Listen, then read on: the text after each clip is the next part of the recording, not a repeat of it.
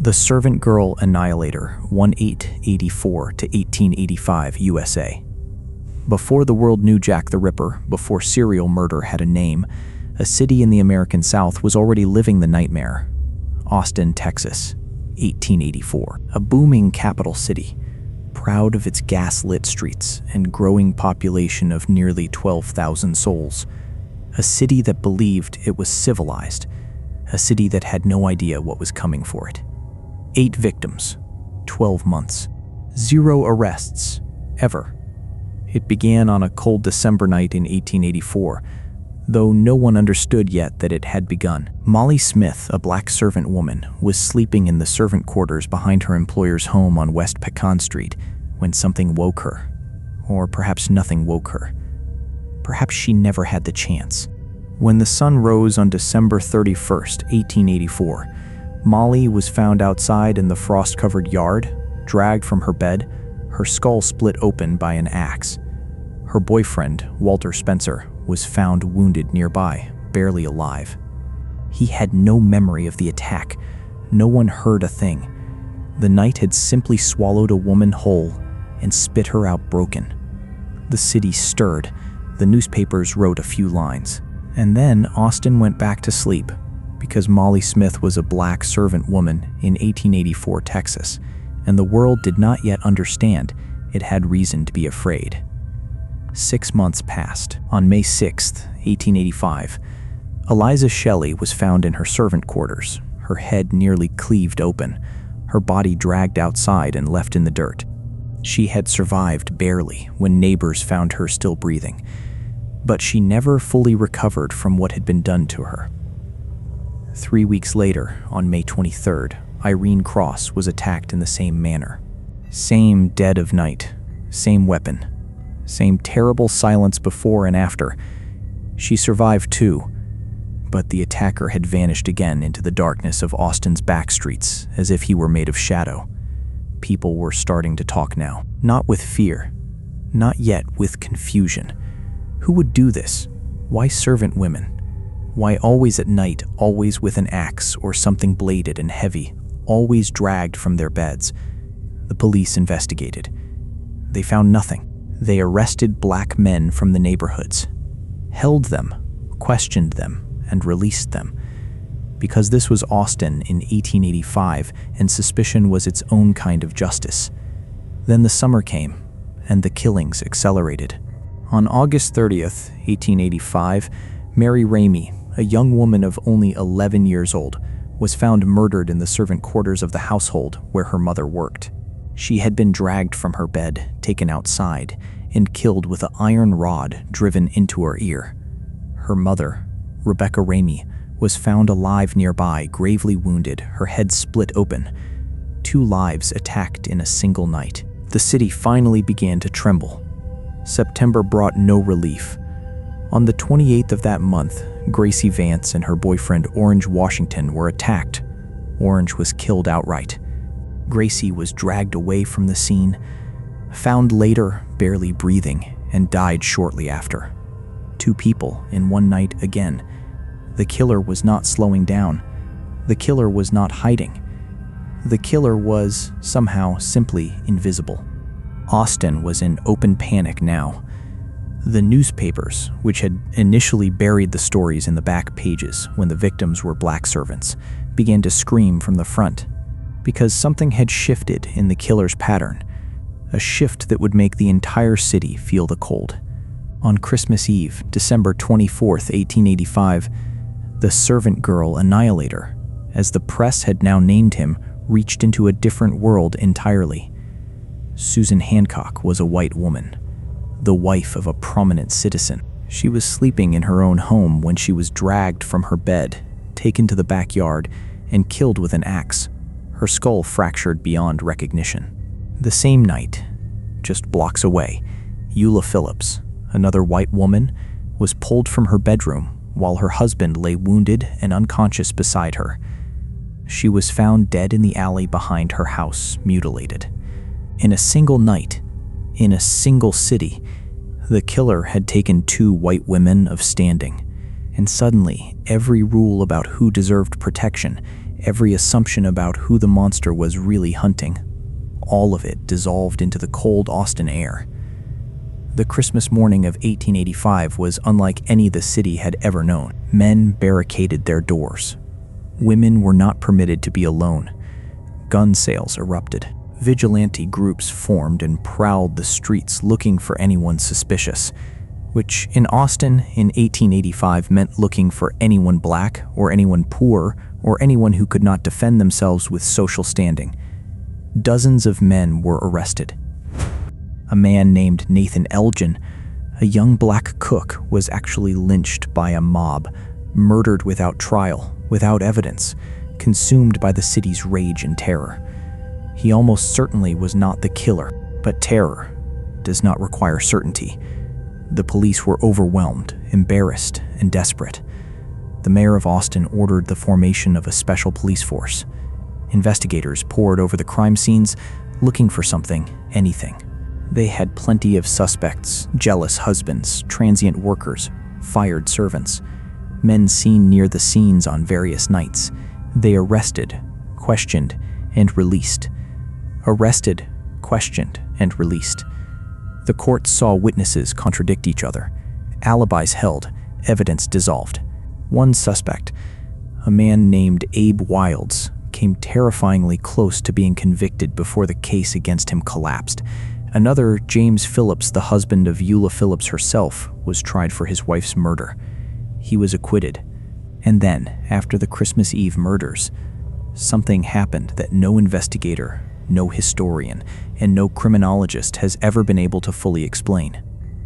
The killing stopped, completely, permanently, without explanation. Austin waited through 1886, tense and sleepless. Nothing. 8887 came and went. Nothing. The special police force was eventually disbanded. The newspapers moved on to other outrages. The city began, slowly and imperfectly, to breathe again. But the case was never solved. Not one arrest ever led to a conviction. Not one piece of physical evidence ever tied a specific man to the murders. The Servant Girl Annihilator killed at least 8 people, wounded several more, terrorized an entire city for over a year, and then vanished as completely and as silently as he had come. There is one footnote to this story that history cannot quite let go of. In 1888, 3 years after the Austin murders ended, a different city on a different continent began experiencing a series of attacks on women in the night. The victims were found in the streets, killed with blades, their bodies mutilated.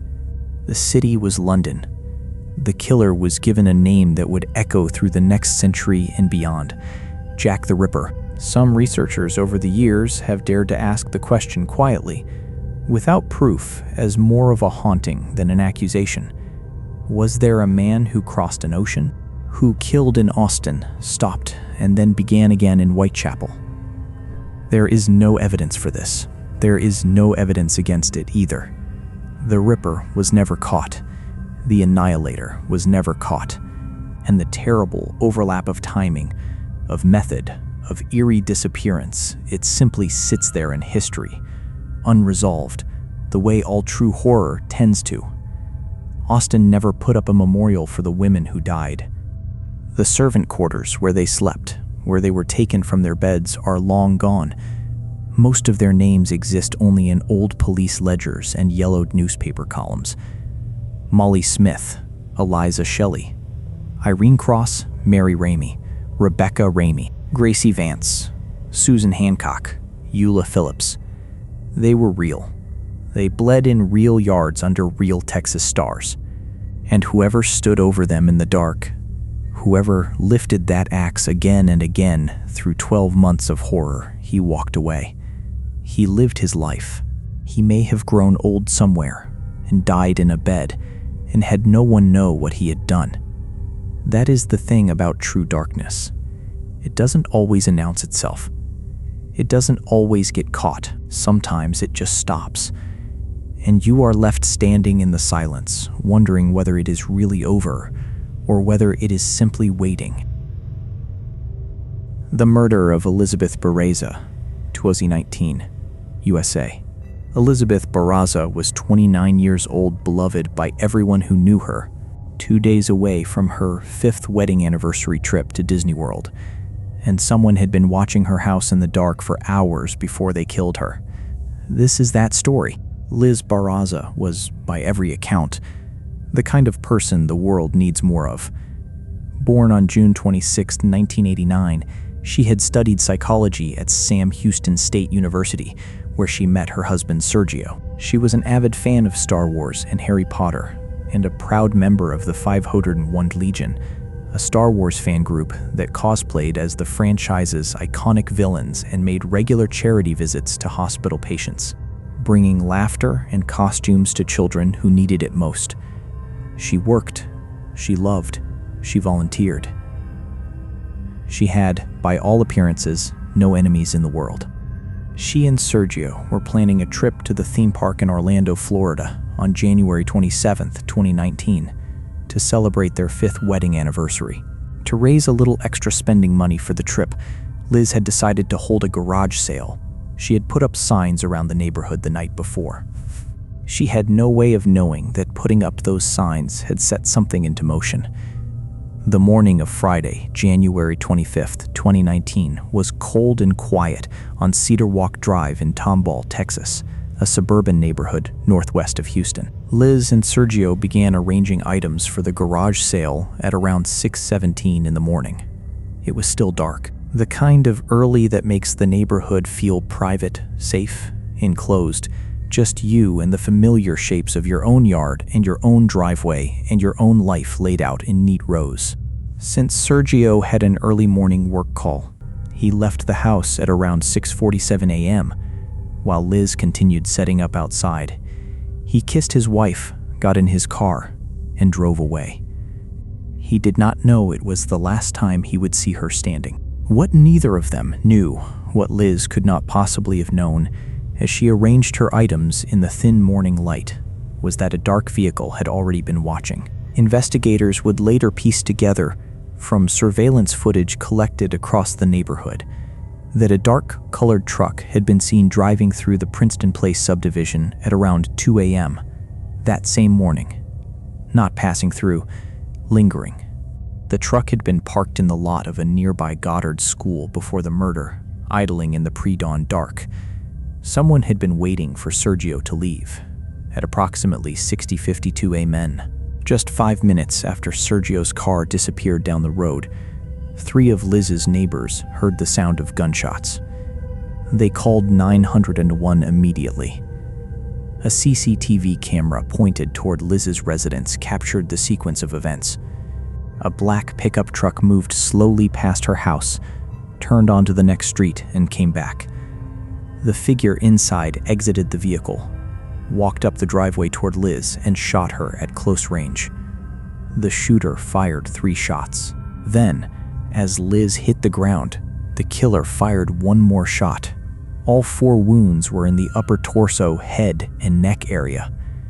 The truck then passed Liz's driveway a second time after the crime before disappearing. By 6:58 a.m., officials arrived on the scene. When EMS reached her, they called for Memorial Hermann Life Flight, a critical care air transport out of Houston.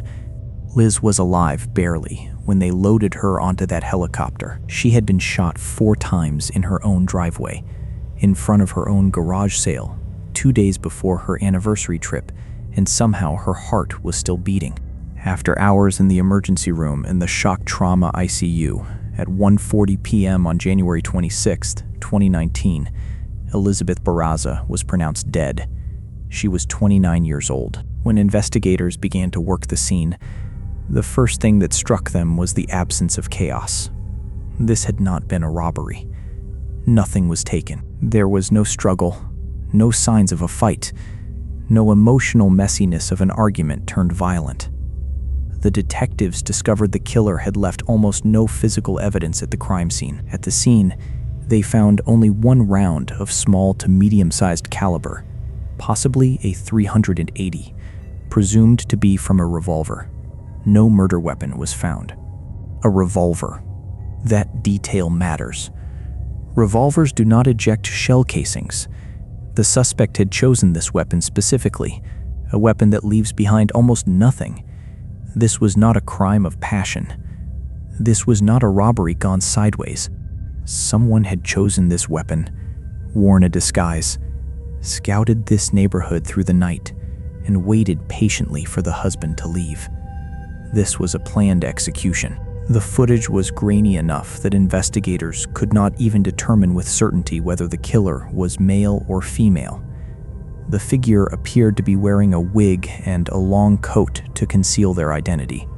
There was a face on the tape, and it told them almost nothing. Detectives turned to the people closest to Liz. In homicide investigations, the first circle examined is always the inner one. When Sergio rushed back to the scene after receiving an alert from the home's alarm system, detectives questioned him immediately.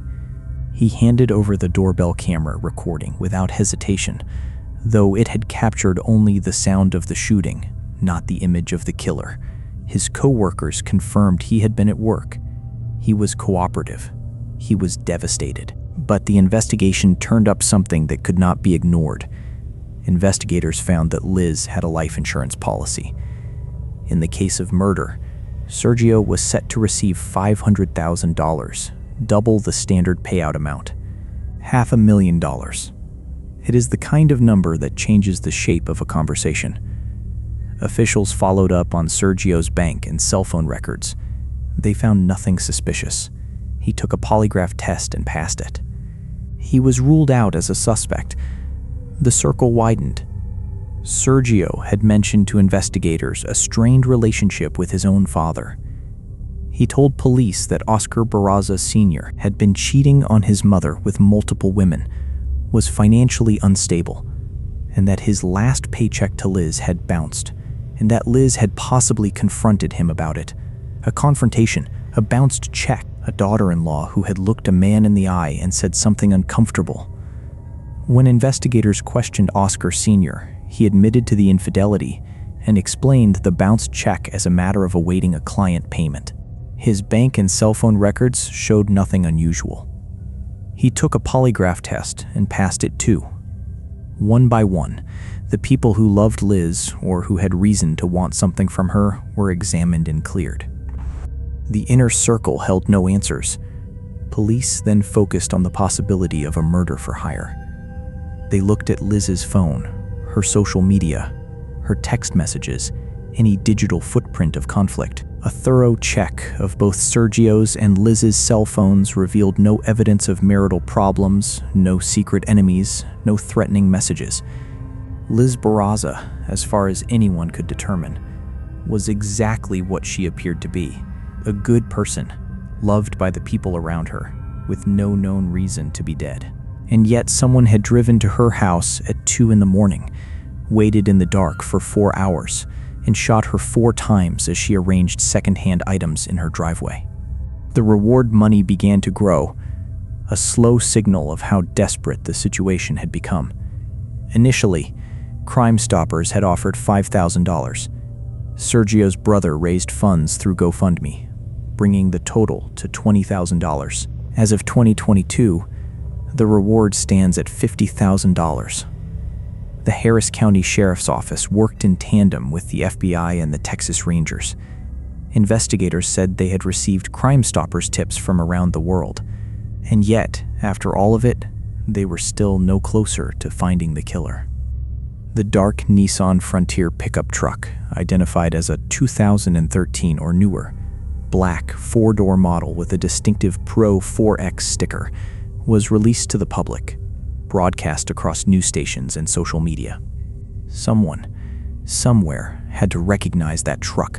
Someone had to know whose hands were on that steering wheel at 2 a.m. on Cedar Walk Drive. Nobody came forward. If you go to whokilledlizbarraza.com today, there's a tracker at the top of the page counting the days since her death, more than 2,000 days now, and still rising. Her family built that website with their own grief, counting every single day that justice has not arrived. Her father, Bob Newell, has spent years standing at press conferences and making the same plea to the same cameras asking for the same thing, for whoever knows something to say it. Bob was diagnosed with stage 4 esophageal cancer that has spread to his liver, lungs, lymph nodes, and spine. He has lost more than 150 pounds and relies on a feeding tube. He is running out of time, and he knows it. His dying wish is to know who killed his daughter before he goes. "I would not wish the last years of our life on anybody," he has said. And still, the case has no answer. The most terrifying element of this story is not the violence, it is the precision. The killer knew about the garage sale, knew it was happening that morning, on that specific day, knew when Sergio left for work, had scouted the house through the night, had dressed to avoid identification, chosen a weapon that left no casings, and vanished into a Texas morning so cleanly that 6 years of investigation by sheriffs, rangers, and federal agents have produced not a single arrest. Someone in Liz Barraza's world either did this or paid for it to be done, or knows who did. Someone went home that Friday morning, washed their hands, and went on living. Someone has been living with this for more than 6 years now, at birthday dinners, at holiday tables, in the ordinary silence of an ordinary life that continues uninterrupted, while a family counts days on a website and a father waits to die without knowing why his daughter is gone. Liz had been 2 days away from Disney World, 2 days away from celebrating 5 years of marriage to the man she had fallen in love with in college. She had put up garage sale signs the night before, the way any ordinary person does on the eve of an ordinary Friday, with no reason in the world to believe the morning would be anything other than a morning. It is the ordinariness of it that stays with you. The garage sale signs, the early alarm, the husband driving to work in the dark, the items laid out on a driveway for strangers to browse, the whole small recognizable texture of a life. And then a truck that had been waiting for hours pulling up, and everything ending in 5 seconds. With 4 shots and no shell casings, and a figure in a wig walking back to a black pickup truck and driving away. Gone into the daylight, into 6 years of silence. The Spy in the Bag, Gareth Williams, 2010, England. On August 23, 2010, police knocked on the door of a top-floor flat at 36 Alderney Street. The flat belonged to MI6. The man inside had been dead for over a week. He was found naked, curled inside a red North Face sports holdall, zipped shut and padlocked from the outside. The key to the padlock was beneath his body. His name was Gareth Williams. He was 31 years old, one of the most gifted codebreakers in the British intelligence services, and no one, not the Metropolitan Police, not MI6, not a coroner's inquest, not a forensic review that ran until 2023 has ever been able to explain with certainty how he got inside that bag. This is that story. Gareth Williams. He was born on September 26, 1978, in Valley on the Isle of Anglesey, a quiet corner of North Wales, where his father worked at a nuclear power station and the landscape was all gray coastline and open sky. From his earliest years, it was clear that Gareth existed on a different intellectual plane from the people around him. His secondary school maths teacher would later say that Gareth was probably not the best mathematician he had ever seen, but the best logician. If you explained something once to Gareth, he remembered it. You didn't have to explain it again. While still a student at Bowdoin Secondary School, he began studying mathematics part-time at Bangor University. He graduated with a first-class degree at the age of 17. A first-class degree in mathematics. He went on to complete a postgraduate certificate at St. Catherine's College, Cambridge, and began a PhD at the University of Manchester, finishing it by 21. He was, by any measure, the kind of mind that institutions pursue rather than wait for. And so in 2001, the Government Communications Headquarters, GCHQ, Britain's Signals Intelligence Agency, came for him. It was, as his old maths teacher put it, the inevitable destination. It didn't surprise me at all that he was very interested in codes and ciphers. It didn't really surprise me that he was recruited by GCHQ. For nearly a decade, Gareth worked at GCHQ in Cheltenham. in that quiet, classified world of signals and interception and mathematical problems that most people on Earth do not have the clearance to even know exist. He rented the same room in Prestbury, Gloucestershire for the entire time, a modest, stable, private existence. He was a keen cyclist, described by those who rode with him as something like a red bullet on his bike. He visited his family in Wales regularly. He never spoke about his work, and his family, loving him, knew not to ask. In spring 2009, Gareth was seconded from GCHQ to MI6, the Secret Intelligence Service in London. His role was at the cutting edge of intelligence collection, finding ways to use new technology for covert operations, bridging the increasingly important collaboration between signals intelligence and human intelligence. Evidence later presented at his inquest suggested he had attended both the Black Hat briefings and the DEF CON hacking conferences in the United States in the months before his death. He may have been working on penetrating US and UK hacking networks. He may have been preparing for an undercover operation. His childhood confidant, Sian Lloyd-Jones, would later reveal that 8 months before his death, Gareth had been given a second passport by MI6 and was training to assume a new identity. But Gareth had not settled happily into London life. He found the culture at MI6 alienating, the rat race, flashcar competitions, and post-work drinking culture.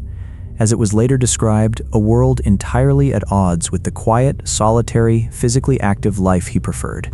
He had requested to return to GCHQ and the countryside.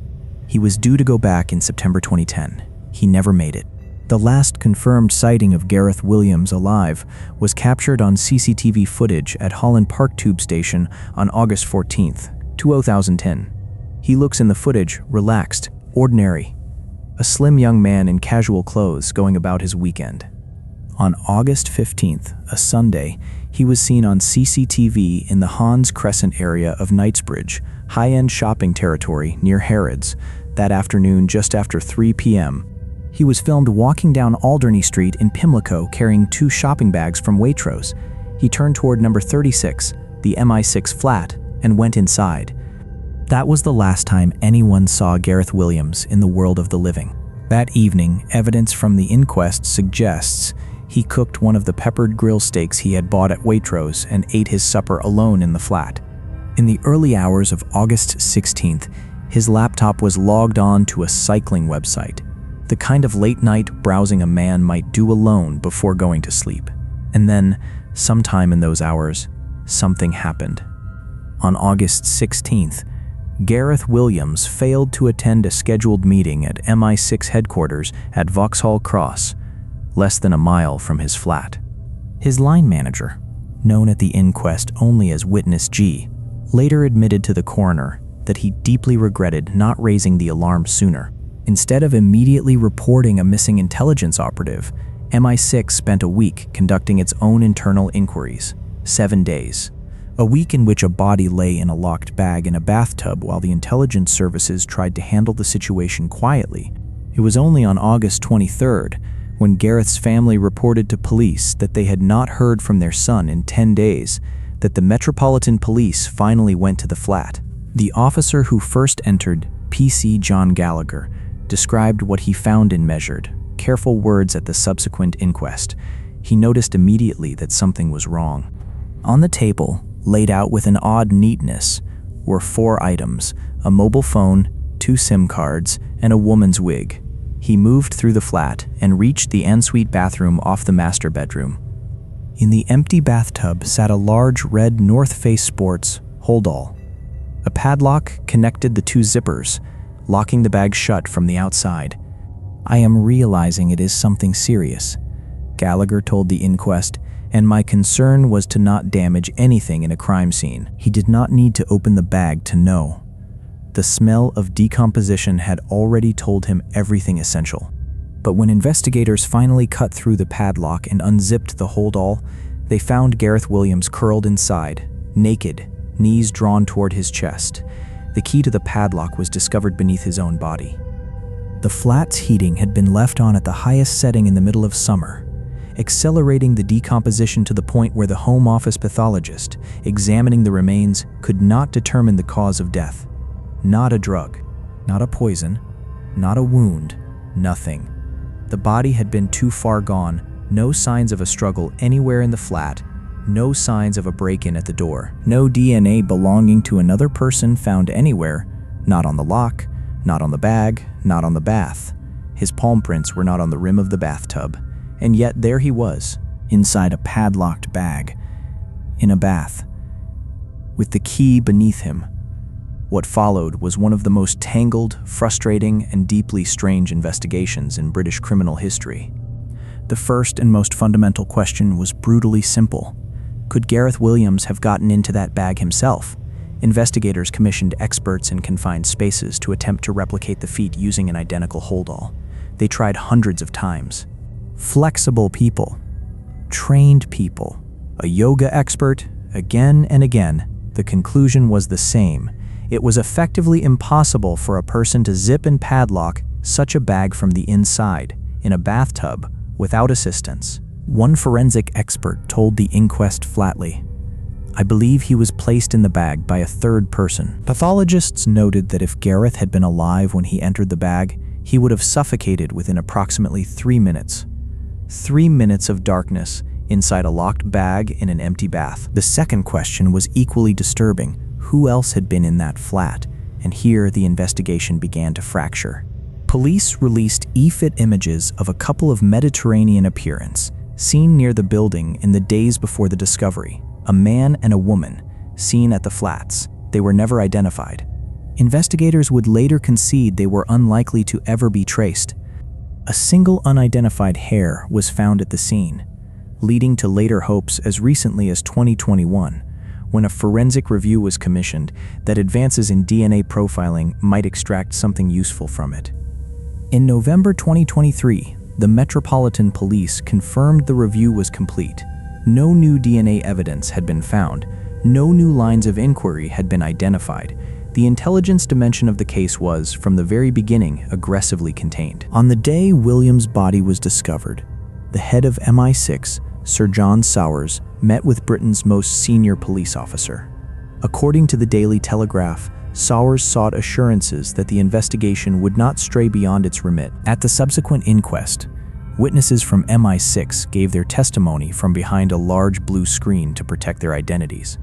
The precise nature of Williams' work, what operations he was involved in, what he had discovered, what he might have known, was ruled off limits in the interest of national security. The inquest was given, as one account put it, intriguing but incomplete insights. A reference to Williams having used a different name during his work was shut down almost as soon as it was opened. What the inquest did reveal from the civilian side of Gareth's life was a series of details that the press fell upon with a kind of frenzied, sometimes ugly fascination.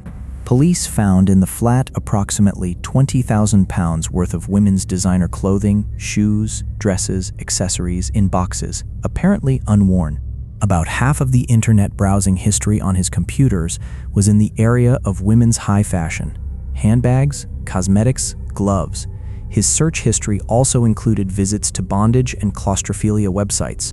And in 2007, 3 years before his death, his former landlady in Cheltenham had once found Gareth tied to his own bed in boxer shorts, unable to untie himself, calling for help in the middle of the night. 4 days before his death, he had attended a drag cabaret in East London. He had tickets to 2 more similar events. His closest friend, Cian Lloyd-Jones, pushed back hard on the narrative the press was constructing. She told investigators she did not believe Gareth was gay or a cross-dresser, and that the women's clothing was likely purchased as gifts. His senior MI6 witness confirmed at the inquest, with a kind of bureaucratic firmness, that his work certainly did not involve dressing in women's clothing. But none of that resolved what those items were doing in the flat. None of it explained the bag. The coroner, Fiona Wilcox, delivered her inquest findings in May 2012 after 7 days of testimony. She concluded on the balance of probabilities that Gareth Williams had been unlawfully killed. His death was, in her words, unnatural and likely to have been criminally mediated. She acknowledged what anyone following the case already felt in their bones, that most of the fundamental questions in relation to how Gareth died remain unanswered.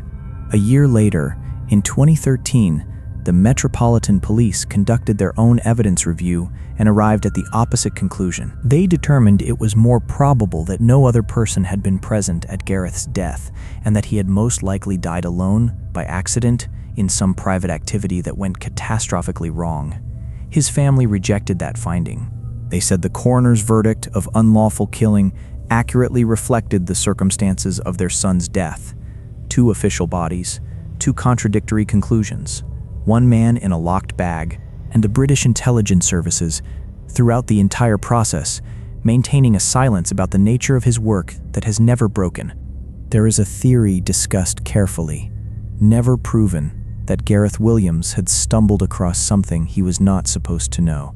That the work he was doing at the intersection of MI6 and GCHQ, possibly involving Russian networks, possibly involving hacking operations, had brought him to the attention of people who wished him very specifically and very professionally dead. Russia's intelligence services have a well-documented history of targeted killings on British soil. The scene itself, the professional-grade absence of evidence, the obliterated forensic trail, the heating turned to maximum to accelerate decomposition, the padlock placed just so, reads less like an accident and more like a message, or a demonstration of capability.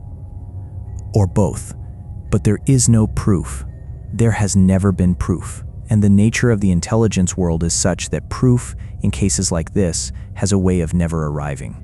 In November 2023, the Metropolitan Police closed their most recent forensic review of the case. No new DNA, no new suspects, no new lines of inquiry. Detective Chief Inspector Neil John stated that any further information or evidence will be reviewed, which is the institutional way of saying, we are done unless something changes, and nothing is expected to change. Gareth Williams was 31 years old. He had a first-class degree at 17. He had a PhD at 21. He had spent his adult life doing work of national importance in a classified world he was not permitted to describe to the people he loved. He wanted to go back to the countryside, to his bicycle, to a quieter life. He was scheduled to leave London in September 2010. He died, alone or not alone, sometime in the early hours of August 16th, inside a locked bag in a bathtub in a spy agency's safe house, 1 mile from the building where he worked. The key was beneath his body. His palm prints were not on the bath.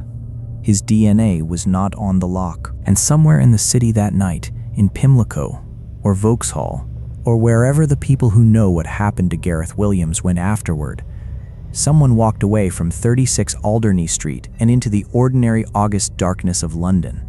They have never been found. They may never be found.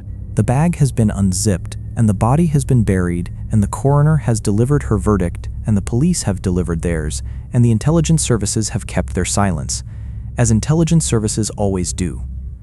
What remains is a red holdall, a padlock, a key, and a question that the most powerful institutions in Britain have spent 15 years failing, or perhaps choosing not to answer.